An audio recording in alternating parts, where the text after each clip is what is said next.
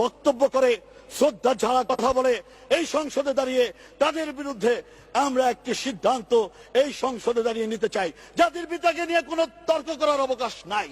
কোন police major জেনারেলের বাসির হুসেলে এই বাংলাদেশ স্বাধীনতা অর্জন করে নাই। জাতির পিতা বঙ্গবন্ধু শেখ মুজিবুর রহমানের নেতৃত্বে আমরা জানতে চাই, শহীদ জিয়াউর রহমান নামে যার কথা বলা হয়, উনি কার নেতৃত্বে মুক্তিযুদ্ধ করেছেন?